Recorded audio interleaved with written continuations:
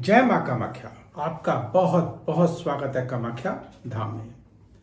कर्क राशि अक्टूबर मास सन 2023 कैसा रहेगा ये जानते हैं और एक नजर डालेंगे मुख्य त्योहारों पर भी, उन तिथियों को भी जानेंगे जिन तिथियों पर हमको कार्य नहीं करना चाहिए। अगर हम उन तिथियों पर कार्य करते हैं तो विघ्न, बाधा, कष्ट, संकट, काम में रुकावट निश्चित आ ही जाती है। आइए अब मुख्य त्योहारों को जान लेते हैं कि इस माह के मुख्य त्योहार कौन से हैं।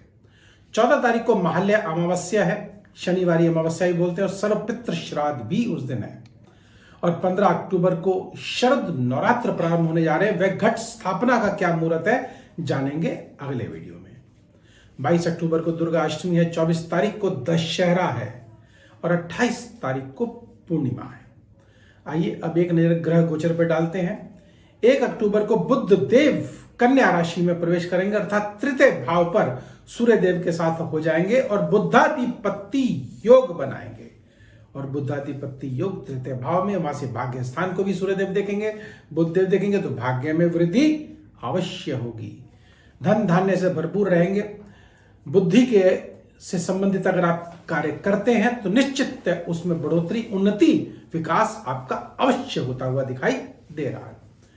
यह भाव पराक्रम का भी है, तो पराक्रम के द्वारा आपकी उन्नति 100% होने जा रही है और आप विदेश यात्रा भी कर सकते हैं। छोटी छोटी यात्राएं भी आपकी निश्चितता होने जा रही है।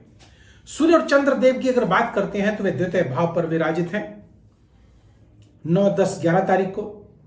और शुक्र देव यहां पर जब विराजित होंगे तो वह एकादशेष के और चतुर्थेश के स्वामी हो जाएंगे। एकादशेष अर्थात आय के स्वामी होंगे, धन के स्वामी होंगे, प्राप्ति के स्थान से संबंध रखते हैं, तो प्राप्ति आपको अवश्य होगी, अर्थात आय में वृद्धि आपकी अवश्य होगी, धन धान्य आपका अवश्य बढ़ेगा। अब हम बात करते हैं बृहस्पति देव और राहु देव की, जो कि दशम भाव पर विराजित है।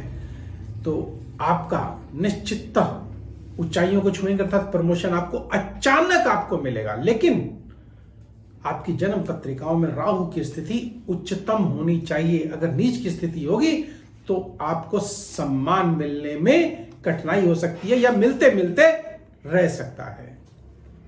आपका स्थानांतरण अच्छी जगह हो, इसके लिए मंगल देव का शुभ होना बहुत ही आवश्यक है। यह आप अपनी पत्रिकाओं का अवलोकन करा सकते हैं। और हाँ, एक विशेष जानकारी आपके समक्ष में रखना चाहता हूं कि आप अगर पार्टनरशिप से कोई व्यवसाय कर रहे हैं तो निश्चित उसमें आपको धोखा मिल सकता है, स्वास्थ्य में गिरावट हो सकती है, और ऐसा ना हो इसके लिए क्या किया जाए। आइए उस महा उपाय को भी जानते हैं, फिर उन तिथियों को भी जानेंगे जिन तिथियों पर हमको कार्य नहीं करना चाहिए, सावधान रहना चाहिए। आइए पहले उन उपायों को जान लेते हैं जिसको करके इस माह को आप मंगलमय और चमत्कारिक रूप दे सकते हैं। उससे पूर्व एक महत्वपूर्ण जानकारी आपके समक्ष। अगर आप किसी भी बाधा से ग्रस्त हैं, कुछ समझ नहीं आ रहा कि हमारे साथ जीवन में क्या हो रहा है, हम मेहनत बहुत कर रहे हैं लेकिन उसका लाभ हमको नहीं मिल पा रहा है, तो कहीं आप किसी ऊपरी बाधा के या नजर दोष के शिकार तो नहीं हो गए हैं। अगर ऐसा अगर हो गया है तो महाचंडी यज्ञ करा करके आप इस समस्या से निकल सकते हैं। और यह सुविधा आपको हमारे आश्रम कामाख्या धाम में भी उपलब्ध है और ऑनलाइन भी आप यह सुविधा हमसे ले सकते हैं। नंबर स्क्रीन पर चल रहे हैं, व्यक्तिगत रूप से भी आप हमसे संपर्क कर सकते हैं। आइए पहले उन तिथियों को जान लेते हैं जिन तिथियों पे हमको कार्य नहीं करना। वह तिथियां कौन सी है? 14, 15, 16, 19, 20, 23, 24 इन तिथियों को भूल कर भी कार्य ना करें। अगर करना भी पड़े तो छोटा सा महा उपाय जिसको करके इस माह को आप मंगलमय और चमत्कारिक रूप दे सकते हैं। और आइए अब जानते हैं मां कामाख्या का वह अचूक उपाय जिसको करके इस माह को आप चमत्कारिक रूप, भाग्यशाली अपने इस माह को बना सकते हैं। वह क्या है? सर्वप्रथम आप एक काम करिएगा, शहद लीजिएगा और काले तिल लीजिएगा। उसमें थोड़ा सा अगर ज्यादा नहीं, एक चुटकी घी का मिलाएगा, लेकिन गाय का देसी घी हो, ध्यान रखिएगा। और इसको आप जो है भोले शंकर पर आप चढ़ाइएगा शनिवार के दिन।